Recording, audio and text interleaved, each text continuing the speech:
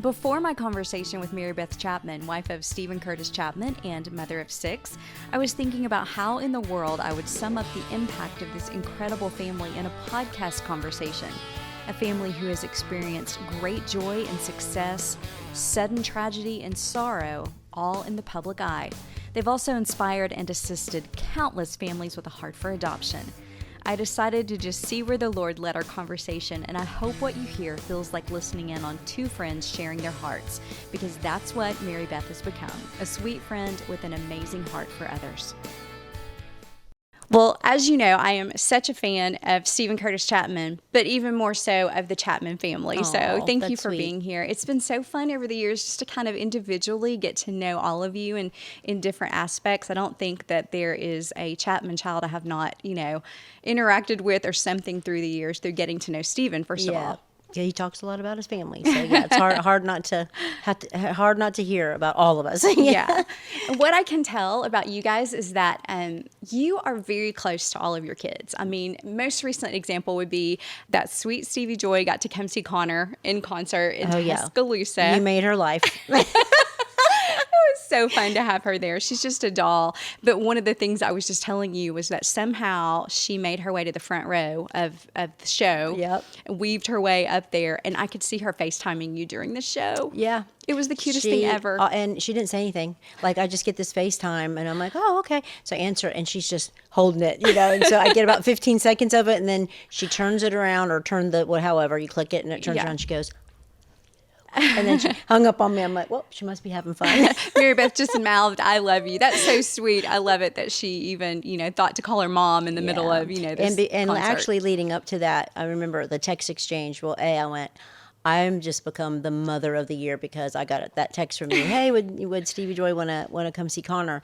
And so I texted Stevie Joy and I said, hey, I think she could probably give you a couple tickets. And she texts back, she goes, I really hate to ask, but if there's any way we could ask for 4. And I go, well, I'll ask her, but 2 will be sufficient, right? And you know how that works. And I know how that works. Yeah. And I didn't know where he was playing, how tight everything was. I'm really sensitive to that kind of stuff. I said, but I'm glad to ask.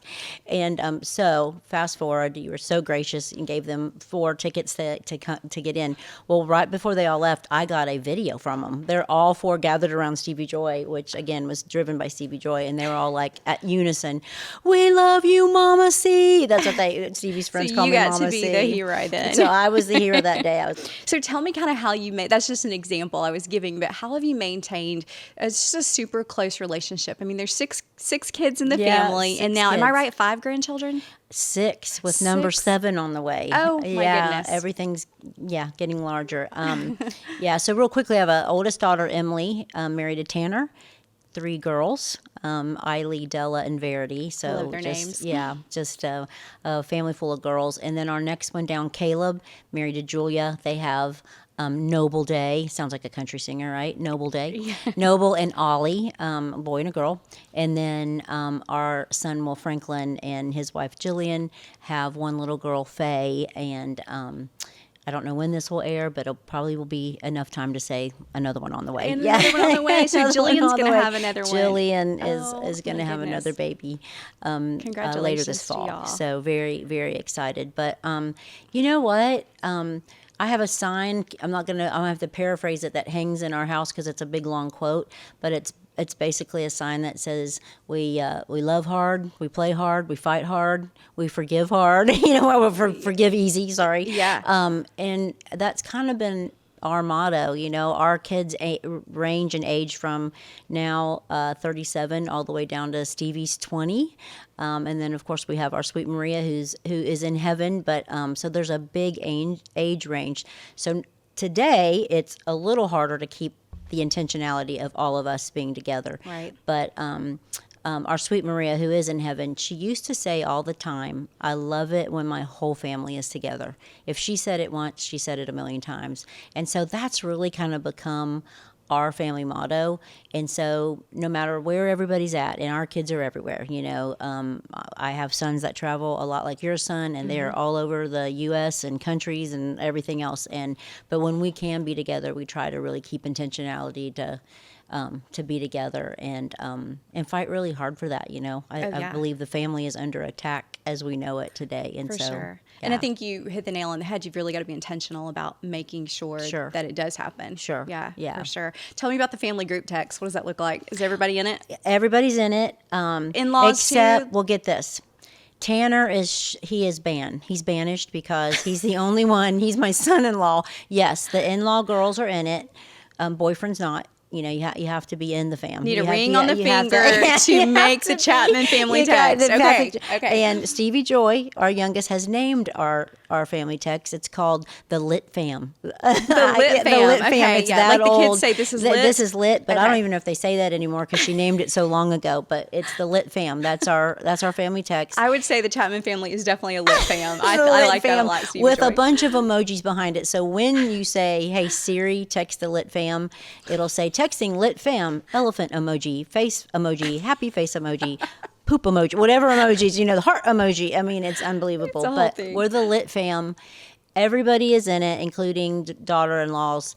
Should be our son-in-law, but he's banished because he's the only one of us that has a non-iPhone. No, not the dreaded Android. The Android. And you get an Android in your Lit Fam or your family text, and it ruins everything. Yeah, it does. And I love you, Tanner, but you need an iPhone because you can't do pictures. It turns everything green. Nobody gets anything. It messes up the whole thing. And Cooper knows what I'm about to say. He's over here recording this for us. Cooper was the one that ruined our family group text for a while. He's come back to the bright side, but for a while he was the green text. Cooper got saved. Yes.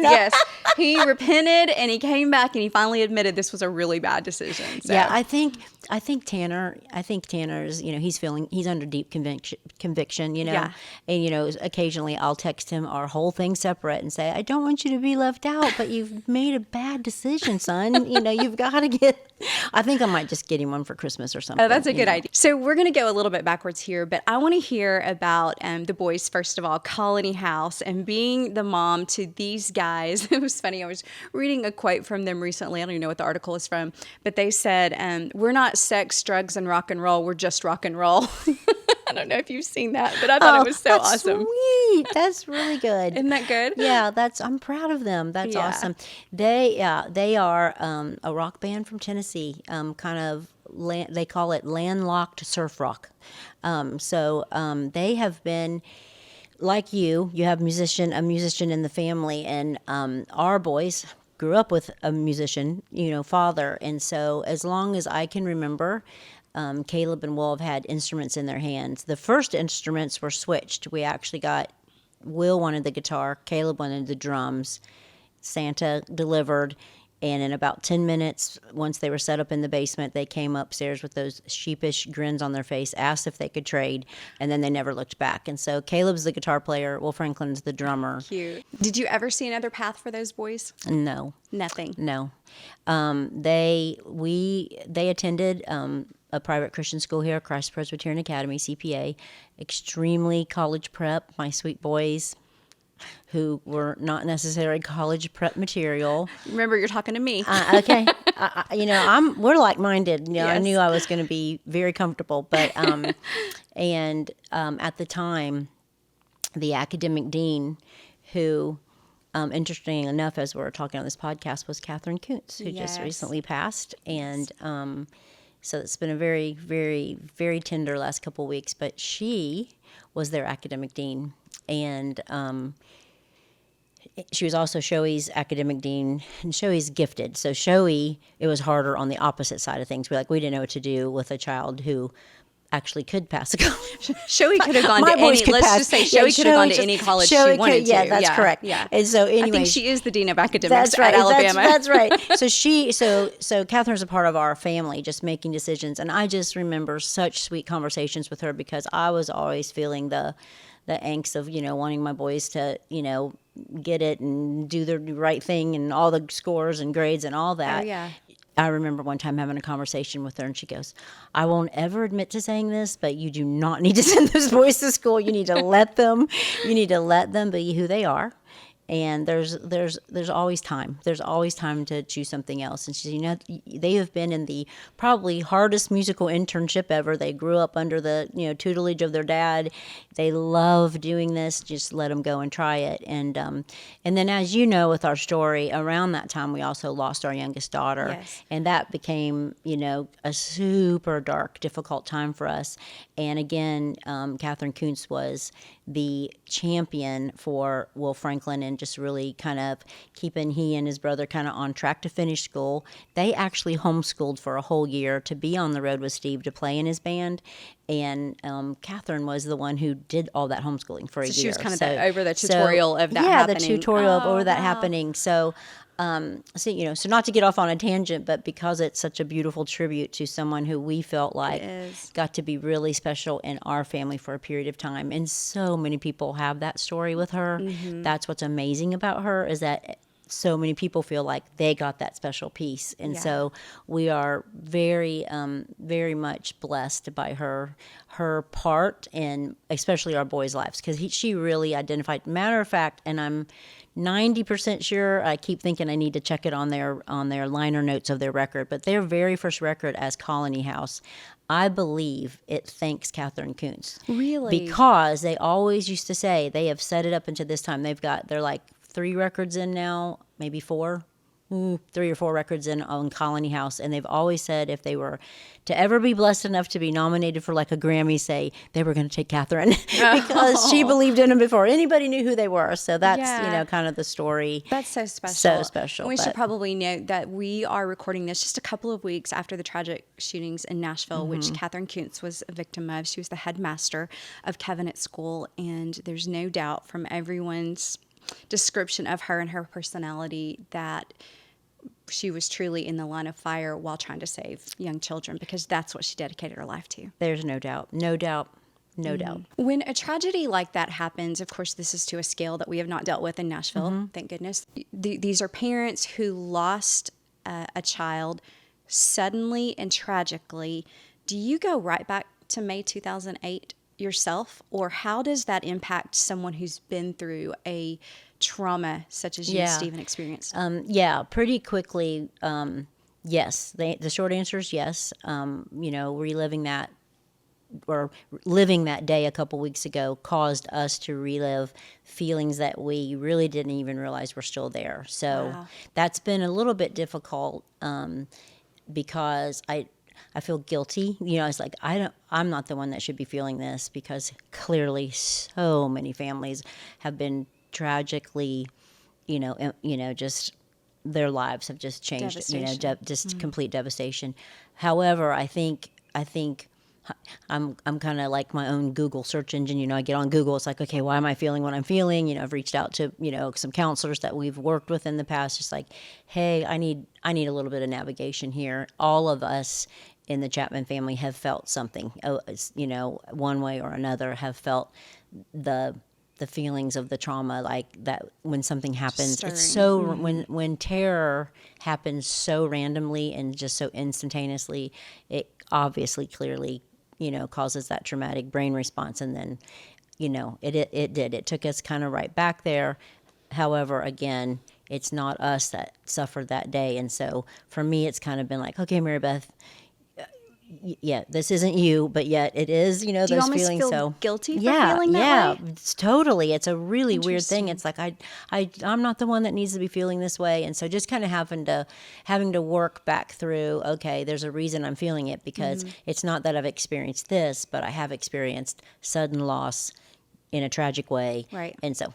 Well, even as an outsider, though, like that was a very natural question for me to want to ask you, because I would assume that you would feel something when there's a sudden tragedy that involves a child. And I wish that my answer was no. We've been able to work through all that, and we've come to peace. But I think my son wrote it well. He was asked to write. This is Caleb was asked to write a blog post about how I think his mom and dad have kind of weathered the storms, and a parenting blog. And I'm like, are you sure we shouldn't be dead before you write that? Because you can write the blog on what we didn't do right.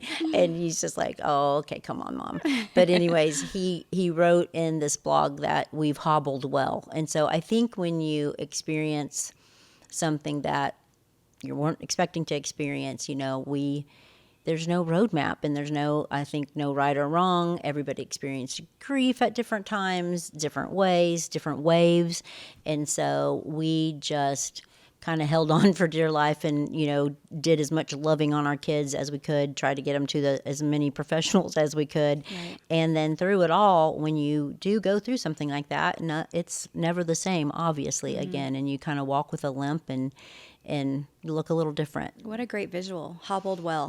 Yeah, that's what he said, hobbled well. I'm like, well, yeah. You're like, yeah, I bet that is what it looked That's like. what it looks like. Is there something you also relate to? Maria's accident was so public. Yeah. And that put a whole different layer, I'm sure, of the guilt that you guys experienced and were walking through, which is probably something very similar that these parents are walking through because it is so public. And it's amazing to see the love of our community and our nation. But you really experienced that as well. We did. And, and that is hard. I think we absolutely loved it and cherished the thousands of people all over the world who prayed for us. It is not lost on us that our family was probably one of the most prayed for families during that time on the planet. Like, we used to say we were prayer hogs, just people just held us up and for a long time. And so many dear friends and family, people who are working with us at the time, people who just surrounded us, so that part of the public piece of it. And just yesterday, we were in a storage facility kind of cleaning out stuff, and it's 2 or 3 racks of nothing but boxes of letters that came during the time that we lost Maria, and from complete strangers. It's not even our family letters. It's the complete strangers, and then it's notebooks of every email that came, and printed off and in a book, and so loved. So it's not lost on us. At the same time, there is something that's given up, right? You can't grieve in private, and but yet. And Steven has this ministry where he's kind of lived his life publicly telling people about Jesus and how he'll be there for us and in all these times. And so we also felt a responsibility to say, okay, what do we do? What pieces of this are public? What pieces of this do we pull back? We really just kind of huddled up as a family and made our decisions together. That was the thing that we decided to do. It was like, what will we do publicly? Kind of what interviews? Like all of it felt like, I don't do any interview. Like this is like so like not for attention, but yet are there interviews that we should do that would show people the hope of the gospel, and bring glory to God somehow. And so, and we really just let our children just kind of really dictate, here's what we're prepared to do and not to do. And then we did, for the first little while, we just did that together and just kind of stayed huddled up and together. But yeah, it's weird and it's hard and it's beautiful, and you just have to just really just take a step at a time and just really ask the Lord how he wants you to navigate it, because we are a public family, and so it is going to be public. And of course, going back to thousands of people supporting us, and at the same time the feeling of I can't help my children, I can't help them grieve this privately because we are a public family. So they've had to carry some of that. I cannot fathom how you, in your own grief as a mom and what you were dealing with, how you walked those dark days with Will. When you look back at it now, can you even describe how you did that? I think that's a supernatural, Holy Spirit given gift. And here's the deal: Will Franklin and I have always been close. I've been close with all of my children, but I mean, in a heartbeat, in an instant, I can tell you that I think, and again, being careful to honor his story, in an instant, I go, all right, I am really, really angry that this is the story that God's going to ask us to steward now. I mean, I was really angry at God. I cannot tell you one time ever that I felt angry toward Will Franklin. I think that's the love of a mama. I immediately was worried for his well-being, obviously, and for his life, and and knowing at a deep, deep mama level that this was going to be a long life now, and that he was going to have a story to steward, and just began crying out to God, how do we now help him step forward, and please, Jesus, just heal and protect and keep safe. And You were worried about Will's heart, not any oh, actions. You no, just oh yeah, his just heart was his the heart, only, just his absolutely. heart. I mean, yeah, just his heart. And I mean, we couldn't have, especially as a mom, but all of us couldn't have verbalized that more to him. I mean, we had so many people around him, and just walking with him, and yeah, and just immediately, I think it's a mom's heart to go, I'm going to protect him, I'm going to help him, I'm going to help him move forward. And I remember a couple of really, really sweet conversations that just he and I got to have, and just making that commitment. And then the prayers for Will Franklin and our entire family, specifically Will, at the time, he was 17, Caleb was 18, and I think partly too, even that experience in life is what's bonded them together as brothers who can work together. And I'm sure it's like a marriage holy headlock at any time. holy wedlock and holy headlock. And I'm sure you've experienced that with your two boys. But they do have a really good working relationship, and just really just it's hard to explain, but the verse I have tattooed on my wrist is taste and see that the Lord is good. And then it goes on to talk about we will see the goodness of the Lord in the land of the living. And without the hope of Jesus, I can't sit here on the couch and go, because of this experience, we've been able to experience the goodness of the Lord in the land of the living. Because as a mom, I would go back in a nanosecond and take Maria and have all this undone for our children and for Will.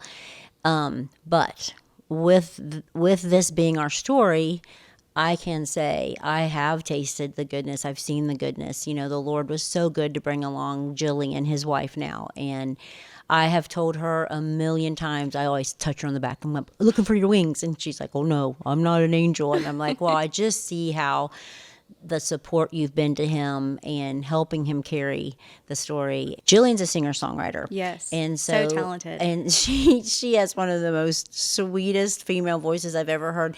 But those boys were in a van at the time touring, and they one of their tours was they were going to do several shows in Texas. Well, she's super popular in Texas. She's a Baylor Bear. And so they asked her to open for them on this tour, and I just couldn't even wrap my head around the fact that this sweet little girl's going to get in a van with a bunch of stinky boys. I'm like, that's not a good idea, not a good idea. And she was like, sure, yeah, sure. And we always thought Will Franklin would end up with someone whose temperament is like Caleb, because they've worked so well together. Yeah. And they are super similar. They're both super tender-hearted. They both are songwriters. They both see kind of life through kind of that super creative way. She's got an amazing way with him, and she just is exactly who we prayed for. That's exactly. pretty awesome. Yeah, really awesome. Has the Lord used your experience and what you walked through as a mom to minister to other moms who've experienced tragedy specifically? Yeah, and again, that goes back to being more of a public family.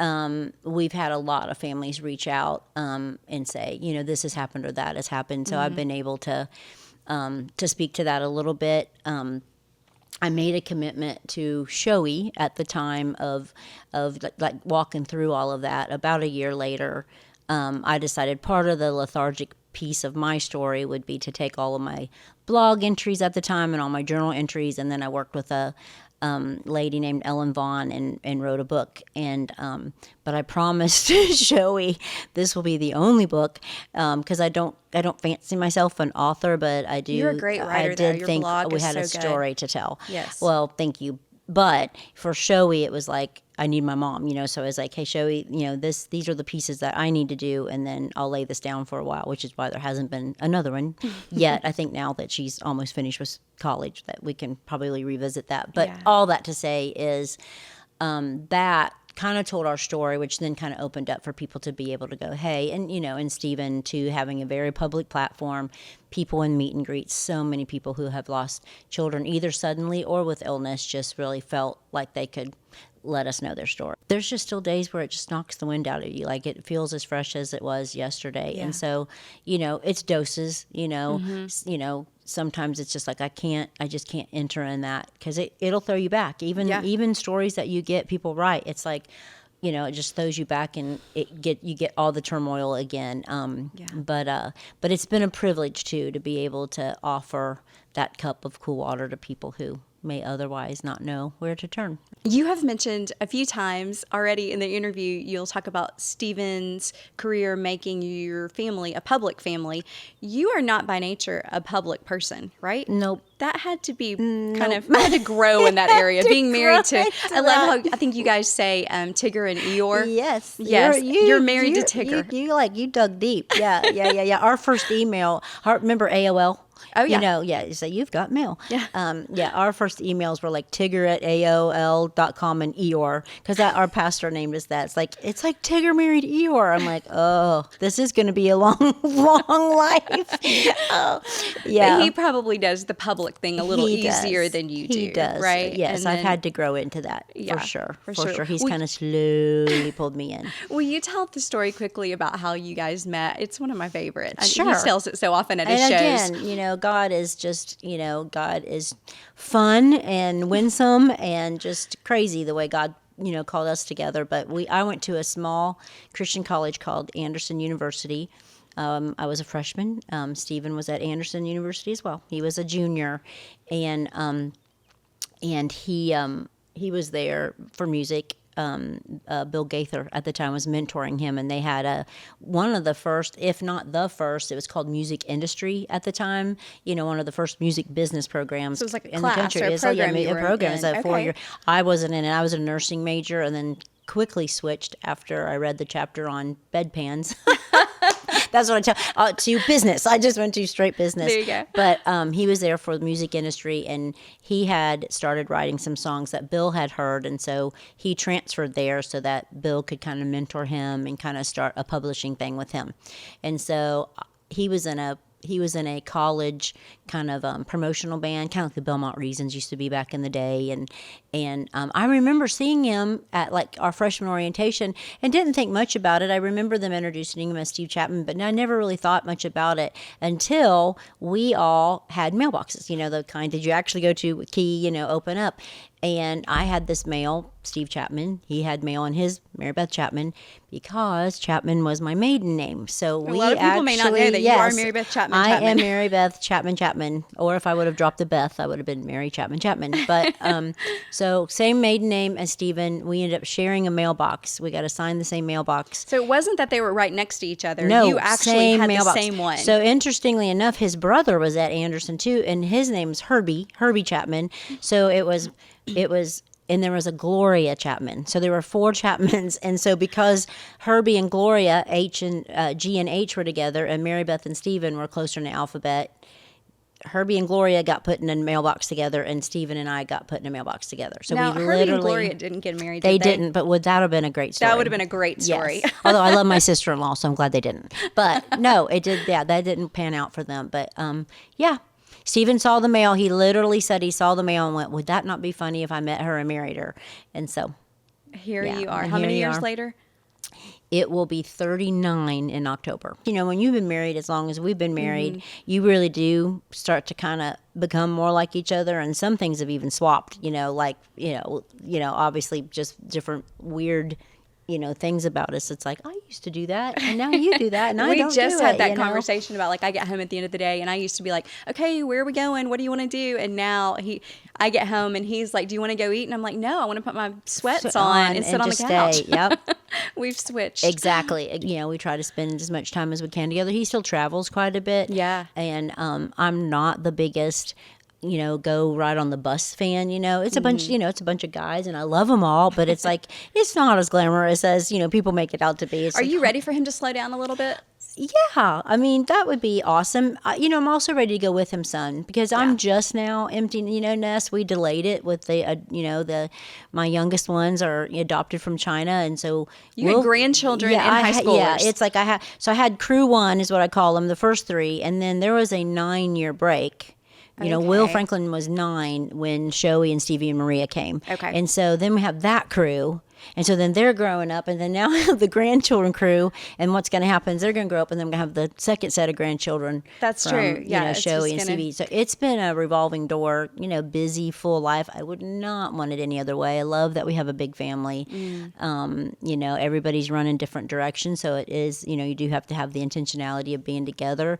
Everybody lives within about 4 or 5 miles of us. So that's the biggest blessing. Yeah, because that's very unheard of. Like I'm very aware. It's not lost on me that my kiddos live close, except for the 2 that are at University of Alabama, Roll Tide. Go Vols. Yeah, that's right. There you go. And I love that. Oh man, we love the Vols too. But anyhow. Yeah, I'm looking forward to him slowing down, and I'm also looking forward to getting to go with him some, because it hasn't been as easy having the kiddos. So trying to pick and choose the trips to go on. What's the best stage of life right now? Just as a woman, as a mom, as a grandmother now? Yeah, I mean, I love being. They call me Grammy. They call Steve Pop Pops. I love that. I love being in, my oldest daughter, Emily, who worked with us at Show Hope for a while as executive director. And then she stepped back to really kind of dive into raising her 3 little girls. She still does a lot of consulting work and stuff for us, because her brain, I just love her heart for the area of adoption and all things like policy and all that. But so she and I, because she stepped back from Show Hope and she's doing a lot more with girls, her littles, I've really loved connecting with her more as like a good friend and, not the mom daughter. So that's been really, really sweet. I think when she, was at Show Hope all the time, it seemed like the only time we talked was because we had to talk business. You were talking work. Work, which we love. It's a passion of ours. It's not really work when it's a passion, but it was a lot. There's still a business side to it. It's a business side of it. Yeah. So I love that. I do love being Grammy. I would say at my age, I'm still probably busier than I want to be. I'm one that thinks probably more ahead and goes, okay, by this point, I'm going to try to like ratchet this down and, try to make it more, sanely normal for, almost 60-year-old. Steven really gains energy with people. He is a Tigger. Like he loves touring. He still loves, performing. He loves all of that, and so he will never stop. I think it might look different. I think he'll always tour in some capacity, but he'll probably start to do less. But as of right now, he's on a big old tour and has had success at radio again, and just like all the things. And Steven's been so good to Connor. I just love, they'll text each other now. Yeah. And he's been a real encourager. And I think they're going to try to get together to write. I'm like, that would be fun, so. Just the whole generational thing. But yeah. Your son obviously is so talented, and I hope he's having fun doing what he's doing. Yeah. Is he on the road now?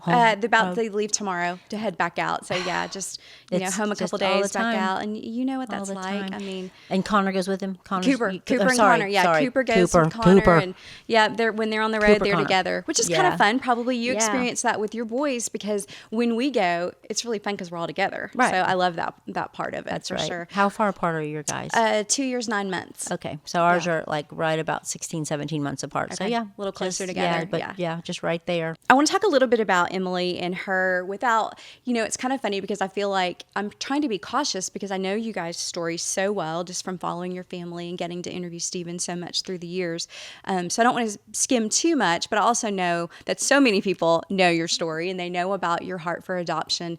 But I do want to touch on, don't dismiss the impact of a young child on your life and their wisdom. Sure. And you are such a great example. Your family is of listening to a child who had a heart for something that has impacted thousands of people now. Yeah. That's amazing. Yeah, we always go, and a child shall lead them. Yeah, when Emily was 11, She and I took our first trip in 1997 to Haiti, and it was the first time for either of us to be out of the country to like a third world country where, the impoverished people so prevalent and the need so great.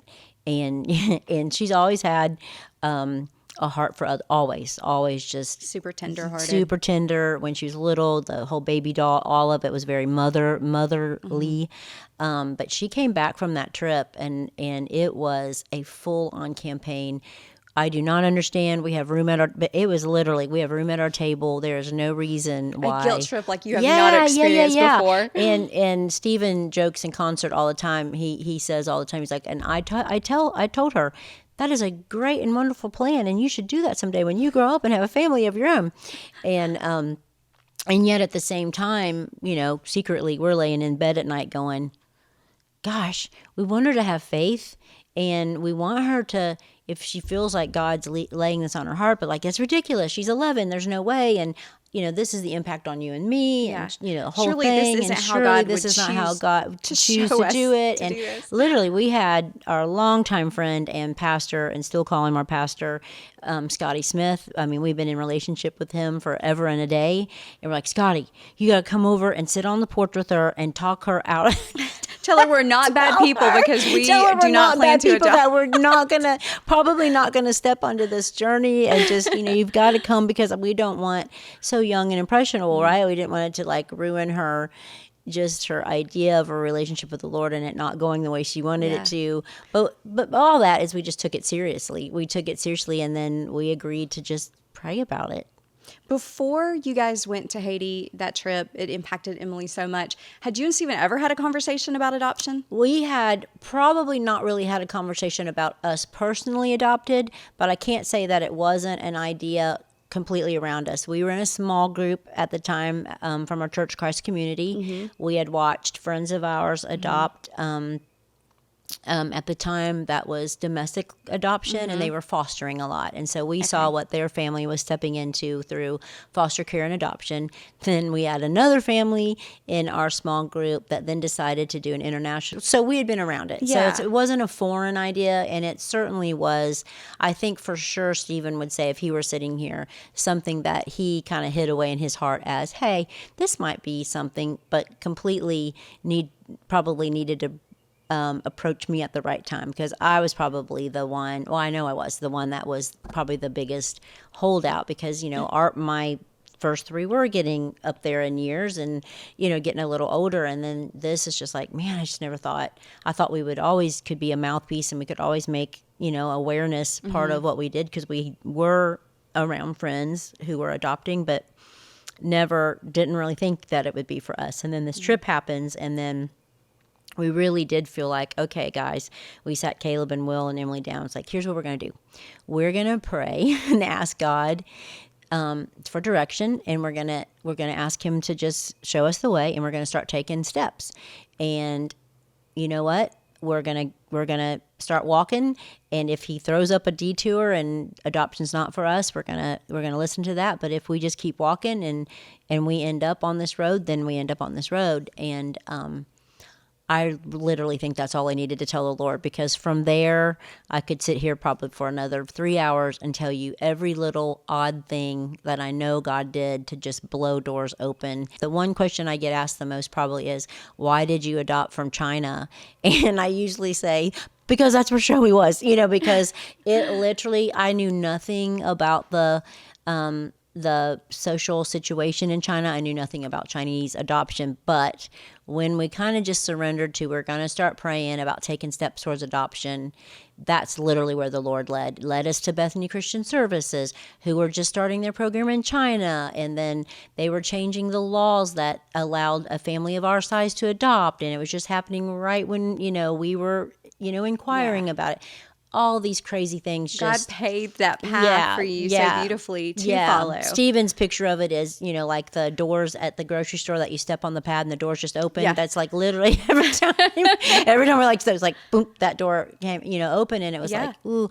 And so, as God would do, as soon as I met Shoei, her name is Shohana, as soon as I met Shoei in the hallway of that hotel, I think I just really had an experience with the Lord that I had before because, I'd had a personal experience with Jesus, but I think to tangibly understand and see what was going on in a way of, okay, like 2 seconds previous to this happening, this little girl was just this little girl, and now you would have to kill me to get her out of my arms. She's your daughter. She's my daughter. And that happened in a nanosecond, and I'm like, wait, I've heard this before. This is scripture. This is us. This is my story. This is my adoption story. This is Jesus did this. Like, it's complete. It's done. It's finished. And so obviously I was reeling a lot of things at one time. And so I feel like before we ever got home from that trip, I kind of knew in my heart that she'd probably have a sister. And Steven's like, no, what's happening?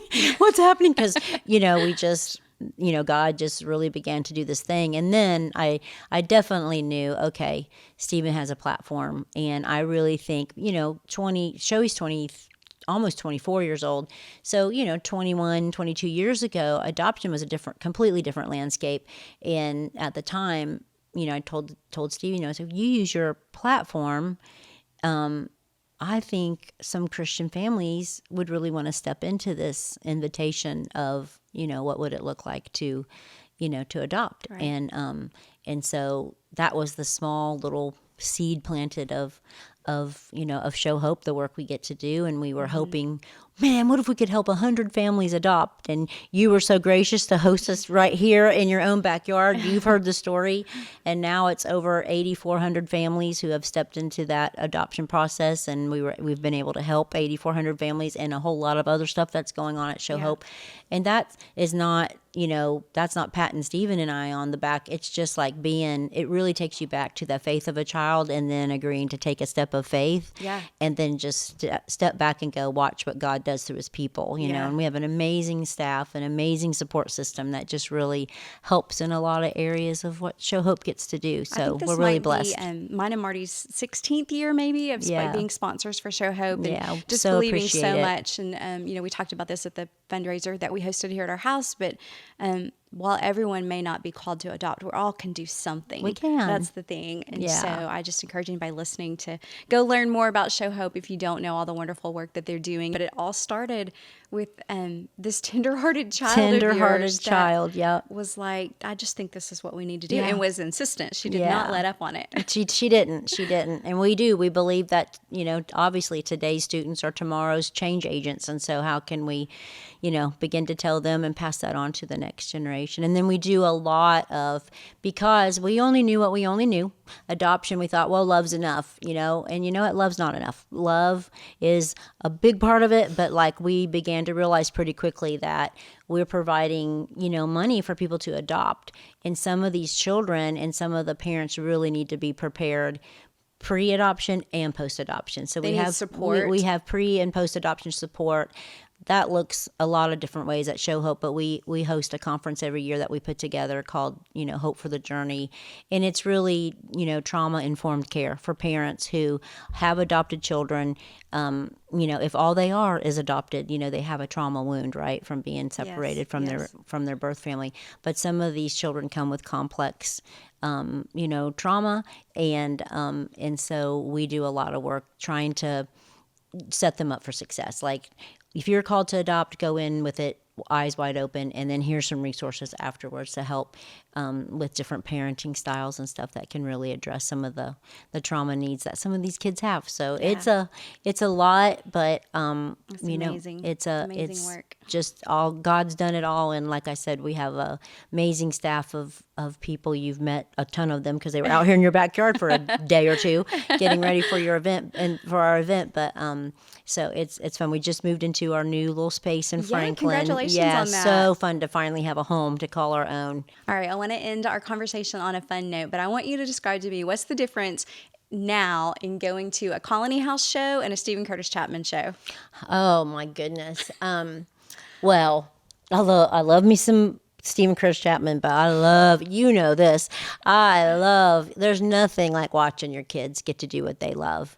And I posted not too long ago on my Instagram, because so many people say all the time that Caleb is so much like Steve, and everybody's like, Will's like a Mary Beth Jr.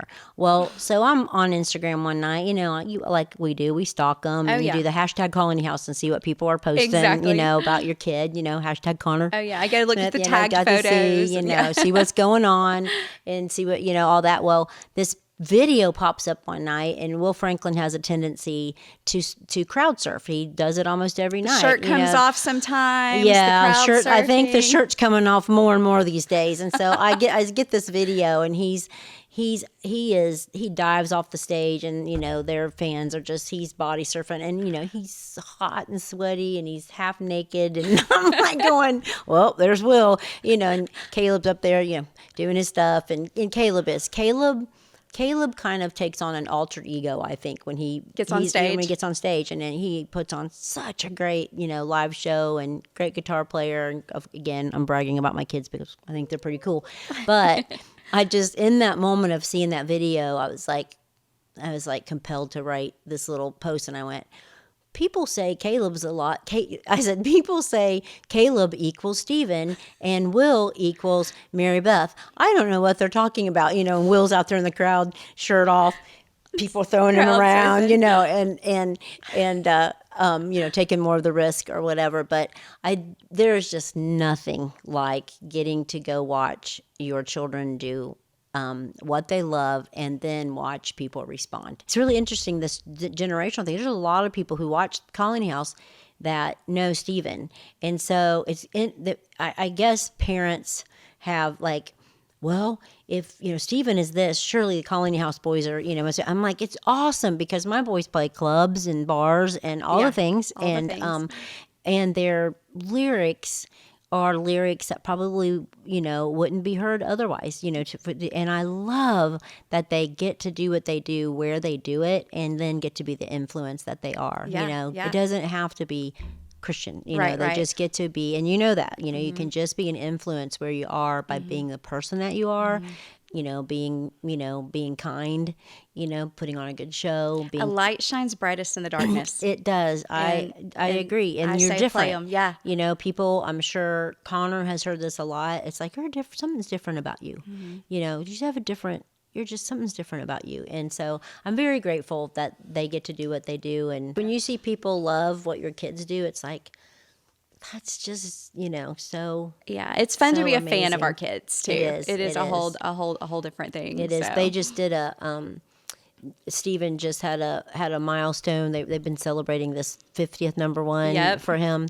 And so the label, or K-Love put, the radio station put this video together for him, and they gave it to us at this dinner they had for us the other night, and they're like, you can just watch it on your, it's like 18 minutes long, and it's like, okay. So we finally get around to watching this video, and he's just artist after artist kind of thanking Steven for his investment into CCM. It gets the very last artist, and it's our boys. And every artist up there's like Bart Miller. It's like we didn't know who Bart Miller was, but it's like they all had the name on there. All of their names, but the last one just said SCC's favorite rock band, and of course then here are our two boys sitting there, and they're just goofing around and being silly but saying sweet things, and then the very last thing they say, they're like, and remember, Dad, you're our biggest fan. And then the whole thing just ends. But it's true. We are their biggest fans. And just nothing better. I love watching me some SCC because I've been with him, and I've been with him from the beginning. We had humble beginnings. I used to be a sound man. So I've done it all. But there's nothing like watching your kids do what they do. For sure. Well, y'all have had a beautiful life together. Your family's beautiful, and just the impact and the inspiration that you are to so many people, myself included. Oh, thank you. Thanks for listening in on this one. The Chapmans are an incredibly special family.